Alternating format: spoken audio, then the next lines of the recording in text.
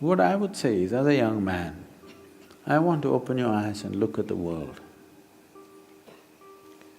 Right now, please see, what is the most needed thing in the world right now? You don't do some fanciful thing that you like to do. You must do what's most needed, isn't it? Isn't it so? If you get carried away by situations, people become like this, it's useful but it is not the basic thing. Today you saw a train burning, so you want to become a firefighter. Tomorrow you saw something, you want to become that. In reaction, in emotional reaction, you choose to become something. It could be useful on some level. But now, when most young people cannot think, you're thinking, what should I do with my life? When such a thought has come, I would say spend little more time on it. Not being influenced by anybody or anything, simply look at it. What is it that the humanity needs most? What is it that the world needs most today? I want you to recognize that. The only thing that needs to be fixed on this planet is human beings. Everything else is fine, isn't it so? So, I would say, all young people, not just you, must take a break from what you're doing. Just caught up because you did school, you went to a college, because you did college, you went to the next thing and the next thing and you end up with a PhD. What to do? It's dangerous, you know. Because the education scientists are saying if you go through 20 years of formal education and land up with a PhD or something, 70% of your intelligence is irrevocably destroyed. Yes, you become a very knowledgeable idiot. And today knowledge has no use because whatever a PhD holder knows, a high school kid can open the internet and talk the same language. You can't even look smart anymore with what you collected, isn't it?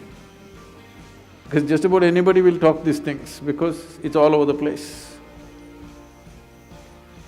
So are you preparing for a university or the universe?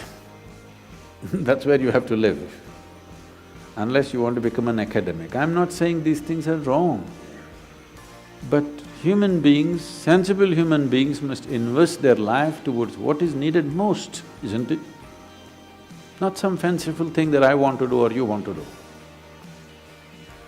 You can do whatever, joyfully or miserably, isn't it?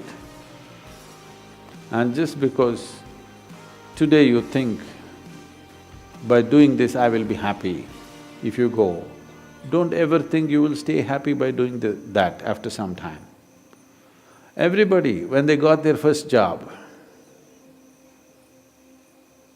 what a beautiful day it was. You went to this mangy little office, sat there and wow, how it felt. But after a few years, sitting behind the same table, it's taking your life. The same job, the same marriage, the same situations, they're taking your life. At one day it looked like heaven, after some time it looks like hell, isn't it? Not because there's something wrong with those jobs, simply because you're doing it for the wrong reason. You're just doing it for the wrong reasons, that's all. Now that you're thinking, I would say take a few weeks off. We're willing to give you the space.